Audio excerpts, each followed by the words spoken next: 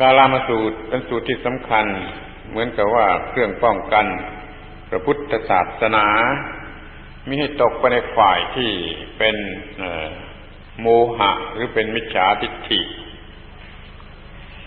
แม้จะเป็นเรื่องที่พูดกันมาบ้างแล้วก็ยังเป็นเรื่องที่ต้องพูดซ้ำกันต่อไปอีกในวันนี้ก็จะยกขึ้นมาพูดอีกหรือคุยขึ้นมาพูดอีกว่าหลักในกาลามสูตร10 ข้อนั้นจะทำให้เรารู้จักวิทยาศาสตร์ในพระพุทธศาสนาเพราะว่าธรรมะในพระพุทธศาสนาไม่ได้เป็นไปในอาการทั้ง10ดังที่กล่าวไว้ในกาลามสูตรแต่ต้องเป็นไปอย่างตรงกันข้ามนั้นขอให้มาสนใจเรื่องกาลามสูตรอย่างชัดเจนกันอีกทีหนึ่งที่เรียกว่ากาลามสูตรก็เพราะว่าเป็นพระพุทธภาษิตที่ตรัสแก่ชนชาวบ้านกาลามธรรมเทศนานี้ก็ปล่อยได้ชื่อว่ากาลามสูตรเป็นหัวข้อ10 ข้อ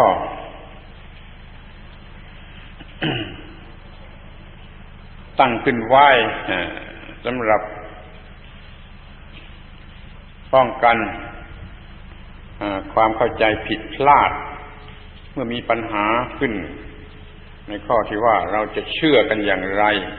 เราจะปฏิบัติกันอย่างไร ใจความสำคัญของเรื่องมันมีอยู่ว่าชนชาวบ้านกาลามนี่เป็นคนฉลาดไม่เป็นคนงมงายคือไม่เชื่ออะไรโดยง่ายมีสติปัญญาเป็นของตัวที่ชาวบ้านนี่ได้ยินได้ฟังมาจากพวกเจ้าลัทธิครูบาอาจารย์ต่างๆที่ผ่านมาแล้วก็สอนอย่างหนึ่งคณะหนึ่งผ่านมาก็สอนอีกอย่างหนึ่งคณะหนึ่งผ่านมาก็สอนอีกอย่างหนึ่งชาวบ้านกาลามผู้มีปัญญาเป็นของตัว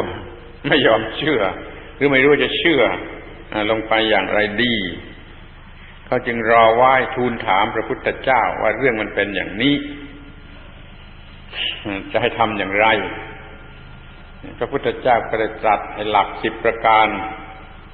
ไว้ให้เป็นเครื่องตัดสินให้เป็นหลักสำหรับปฏิบัติเกี่ยวกับเมื่อได้ยินได้ฟังอะไรมาในฐานะ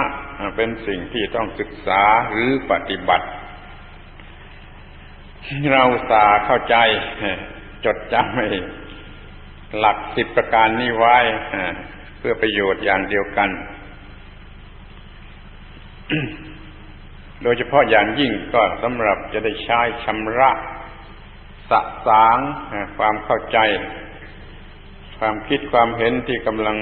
ตีกันยุ่งเพราะได้ฟังอย่างนั้นเพราะได้ฟังอย่างนี้เพราะขนบธรรมเนียมประเพณีมันก็มีอยู่อย่างนี้แต่ในพระบาลีมีอยู่อย่างนู้นอย่างนี้เป็นต้น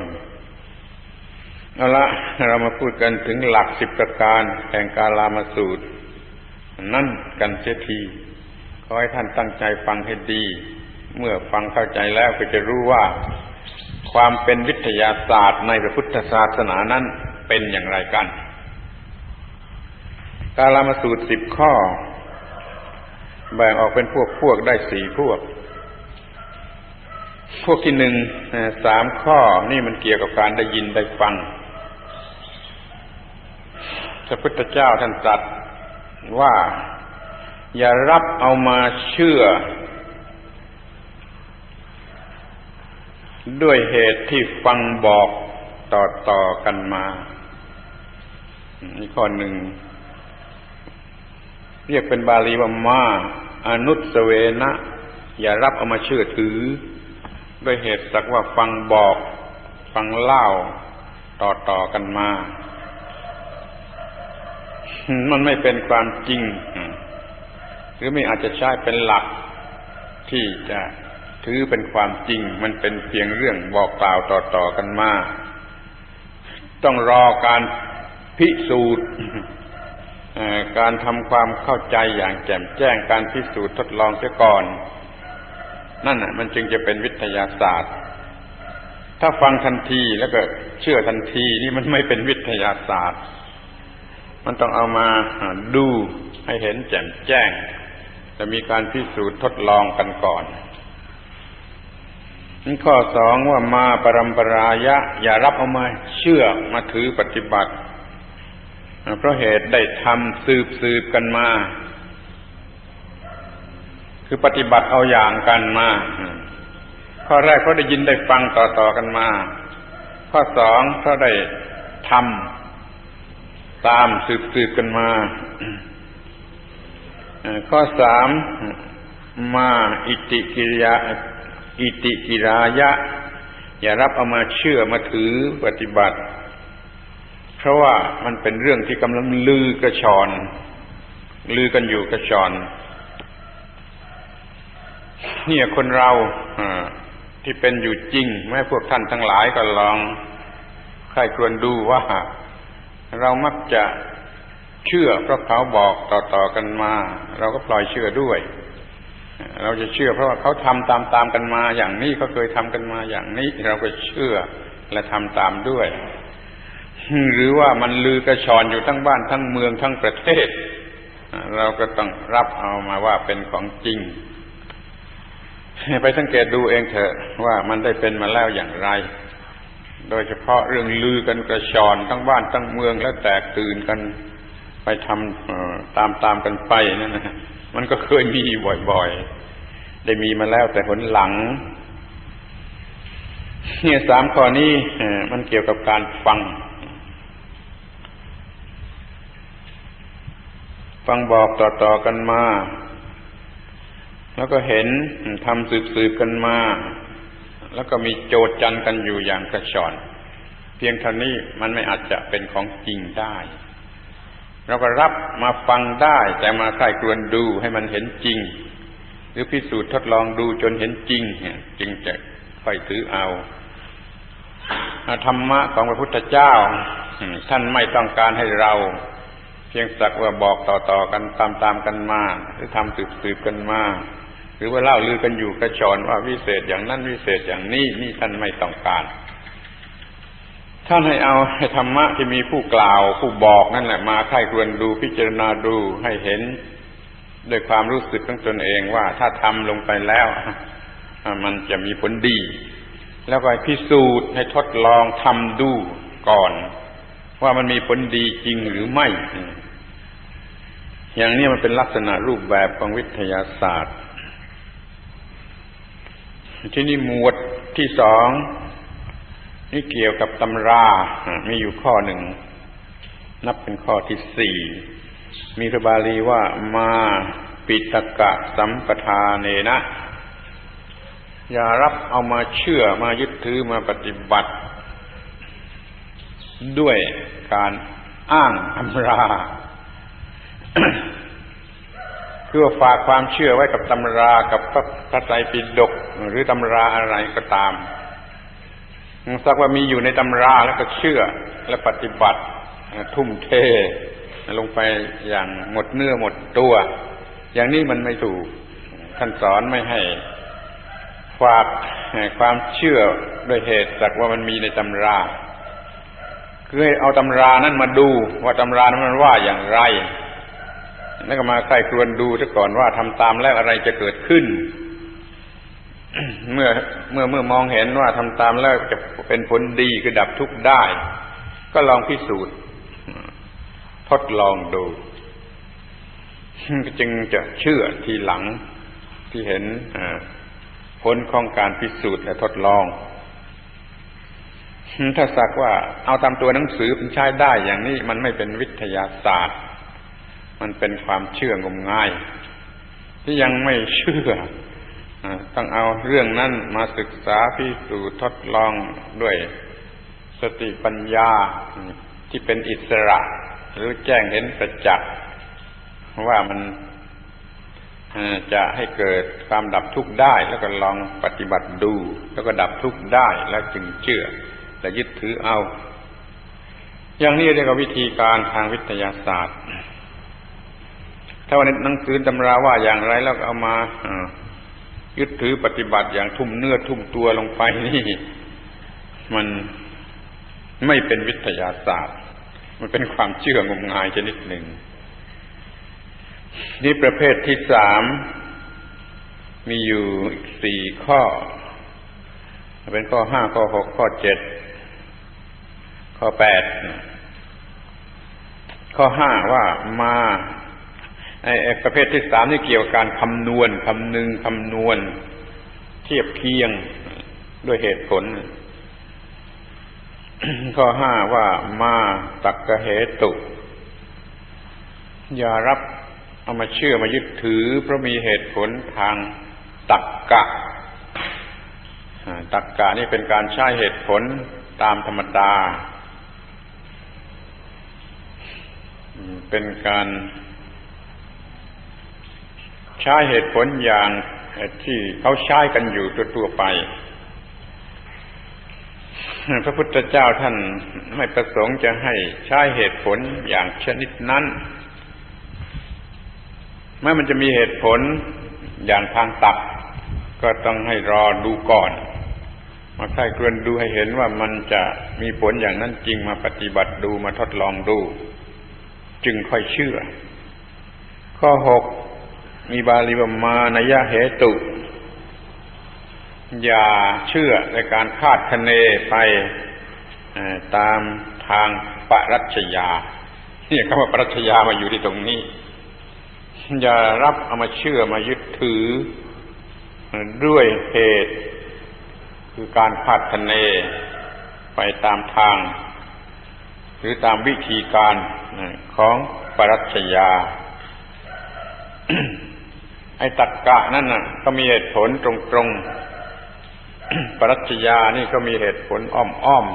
ๆมันมีลักษณะเป็นคาดคะเนเป็นส่วนใหญ่ เอาข้อ7ต่อไปมีบาลีว่ามาอาการะปริวิตักเกนะอย่าเชื่อหรือเอามายึดถือด้วยการคิดเอาเองตามสามัญสำนึกสามัญสำนึกนี่บางคนก็ยึดถือมากคือว่าใช้ได้ถือเป็นสิ่งที่ใช้ได้แต่ในที่นี้ไม่ต้องการให้ยึดถือสามัญสำนึกคือนึกได้โดยวิธีสามัญที่สามัญชนจะนึกได้หรือคนทั่วไปจะนึกได้คนทั่วไปจะนึกได้ตรงๆกันอย่างนี้แม้เราก็จะมีปกตินึกได้อย่างเดียวกันนั่นนี่เรียกว่าสามัญสำนึกคือการตรึกไปตามอาการที่มันจะลากไปจะพาไปด้วยความรู้ความคิดความเห็นความสำนึกของตนพูดให้เป็นไทยมากๆก็ว่าอย่าเชื่อเอาด้วยความคิดตามสามัญสำนึกข้อ8มีบาลีว่ามาทิฏฐิชานักขันติยามาทิฏฐินิชชานักขันติยาเป็นบาลีจะจดก็ได้ไม่จดก็ได้เป็นไทยมีใจความว่าอย่าเชื่อหรือยึดถือเอามาเชื่อเพราะมันทนต่อความเห็นของตนทนต่อความเห็นของตนเนี่ยมีความลำบากอยู่ที่ตรงนี้ทุกคนมีความคิดเห็นเป็นของตนถ้าอะไรมันเข้ากันได้กับความคิดความเห็นของตนเราก็ยินดีรับแล้วยิ่งใช้ความคิดความเห็นของตนพิสูจน์แยกแยะอีกทีหนึ่งแล้วมันทนได้ต่อการพิสูจน์ด้วยความคิดเห็นของตนเราก็เชื่อตามคนทั่วไปก็จะเชื่อคนธรรมดาเขาจะต้องเชื่อเป็นอันแน่ถ้าสิ่งนี้มันทนต่อการพิสูจน์ด้วยความคิดเห็นของตนโดยที่เขาไม่เฉลียวว่าไอ้ความคิดความเห็นของตนนั้นมันผิดได้ความสำคัญมันอยู่ที่ตรงนี้ความคิดเห็นของตนมันผิดได้นี่สิ่งใดเราเอามาพิสูจน์แยกแยะดูด้วยความเห็นของเราแล้วมันทนต่อความเห็นของเราได้เราก็เชื่อและรับเอา แต่ในทางธรรมนี่ท่านไม่ให้รับเอาหรือเชื่อด้วยเหตุผลเพียงเท่านั้นก็เพราะเหตุว่าไอ้ความคิดเห็นหรือทิฏฐิของเรานั้นมันผิดได้เป็นอันว่าไม่ถือเอาด้วยอาการสักว่ามันทนต่อความเห็นของเราเนี่ยทั้งสี่อย่างนี้ล้วนแต่เป็นการคำนวณทั้งนั้นแหละคำนวณด้วยเหตุผลทางตรรกะคำนวณด้วยเหตุผลทางปรัชญาคำนวณไปตามสามัญสำนึกก็คำนวณโดยมันทนต่อความรู้สึกหรือความคิดเห็นของเราได้อย่างนี้ก็ถือว่าไม่ใช่วิทยาศาสตร์ก็มันไม่มีการพิสูจน์แต่ทดลองที่ว่ามันจริงอย่างนั้นนั้นเราก็รับเอามาเพียงว่าเอามาพิจารณาดูจนมองเห็นว่าถ้าทำตามแล้วจะได้รับผลอย่างไรแล้วก็พิสูจน์ทดลองดูว่ามันจะได้รับผลจริงอย่างนั้นหรือไม่ถ้าทำอย่างนี้แล้วมันก็กลายเป็นวิทยาศาสตร์คือเป็นหลักเกณฑ์ทางวิทยาศาสตร์ขึ้นมาทีนี้มาถึงหมวดที่สี่เนื่องด้วยบุคคลเป็นข้อที่9บาลีว่ามาภัพพรูปตายะอย่าเชื่อเพราะเหตุว่าผู้พูดมันน่าเชื่อท่านว่าอย่างนี้แล้วข้อ10มาสมโนโนครูติอย่าเชื่อเพราะเหตุว่าสมณะผู้พูดนี้เป็นครูของเรา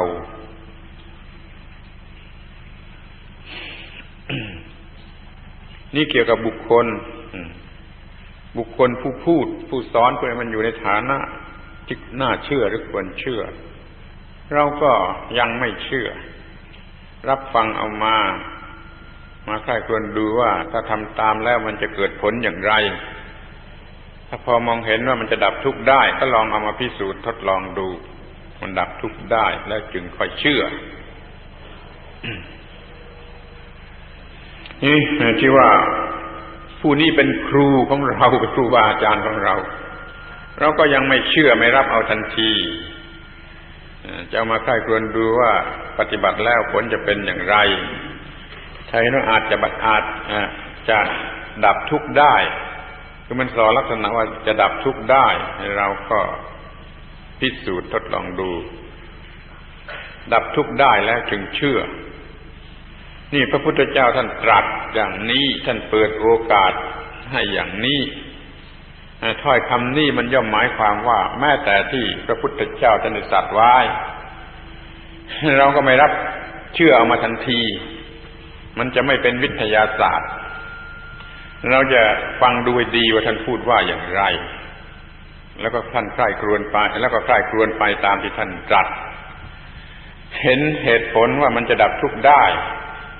หรือว่ามันจะจริงตามนั้นเราก็มาพิสูจน์ทดลองดูเท่าที่เราจะพิสูจน์ทดลองได้เห็นผลจริงตามนั้นแล้วเราก็เชื่อยกตัวอย่างเช่นพระพุทธเจ้าตรัสว่าโลภะโทสะโมหะนี่มันเป็นกิเลสเป็นเครื่องเศร้าหมองทำให้เกิดความทุกข์เราก็ยังไม่เชื่อด้วยเหตุที่ว่าท่านตรัสเราก็เอามา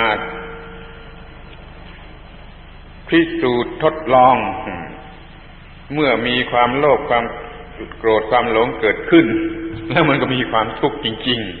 ๆเราจึงเชื่อ หรือว่าถ้าเร็วกว่านั้นเราเคยโลภเคยโกรธเคยหลงมาแล้ว โกรธโลภโกรธหลงทุกทีก็เป็นทุกข์ทุกทีพอเราได้ยินพระพุทธเจ้าท่านตรัสว่าความโลภความโกรธความหลงให้เกิดทุกข์เราก็เชื่อได้ทันทีเพราะมันแจ่มแจ้งอยู่ในใจในฐานะเป็นสิ่งที่เราได้ผ่านมาแล้วอันนั้นแหละเป็นหัวใจของสิ่งที่เรียกว่าวิทยาศาสตร์มันแจ่มแจ้งแก่ใจจนไม่ต้องเชื่อผู้อื่น วิทยาศาสตร์ในทางวัตถุมันแจ่มแจ้งอยู่ที่วัตถุ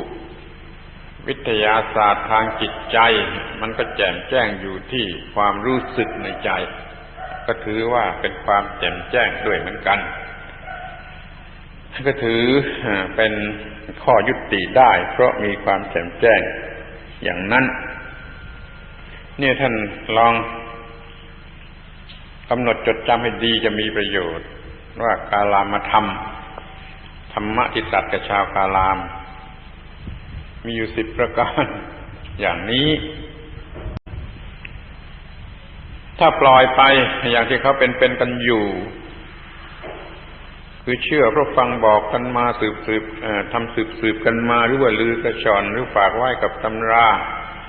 หรือว่ามีเหตุผลทางตรรกมีเหตุผลทางปรัชญามันเป็นความรู้สึกสามัญสำนึกมันเข้ากันได้กับความคิดเห็นของตนหรือว่าผู้พูดนี่มันอยู่ในฐานะที่น่าเชื่อหรือว่าผู้นั้นเป็นครูของเราถ้าอย่างนี้แล้วก็เรียกว่าปฏิบัติผิดต่อหลักกาลามสูตรถ้าปฏิบัติอย่างตรงข้ามยังชื่อว่าปฏิบัติถูกตามหลักของกาลามสูตรก็คือไม่เชื่อทันทีโดยเหตุ10 อย่างนี้ เอามาพิสูจน์ทดลองเห็นแล้วจึงเชื่อเมื่อเห็นแจ้งจริงเป็นความเห็นแจ้งของตนเองอย่างอิสระแล้วก็เรียกว่ายะถาภูตะสัมมัปปัญญาแปลว่าปัญญาเห็นชอบอย่างถูกต้องตามที่เป็นจริงอันนี้เกิดขึ้นก่อนแล้วก็ปฏิบัติพิสูจน์ทดลองดูแล้วก็พิสูจน์ความจริงนั้นอีกทีหนึ่งก็จะยิ่งเป็นยถาภูตะสัมมัปปัญญาขึ้นไปอีกชั้นหนึ่งคือชั้นที่จะเป็นที่ยุติได้เมื่อตะกี้เรามาก็บอกท่านทั้งหลายว่าไอ้หลักกาลามธรรม10 ข้อนั่นแหละที่จะทำให้เรารู้จักหลักวิทยาศาสตร์ในพระพุทธศาสนา ท่านจะเข้าใจหรือไม่อาตมาก็ทราบไม่ได้แต่ขอให้พยายามที่จะทำความเข้าใจว่าเราไม่เป็นคนเชื่องมงายเราไม่ฝากไว้กับการคำนึงคำนวณเรามาเอาตรงที่เห็นแจ้งโดยประจักษ์ชัดลงไปนี่มากกว่า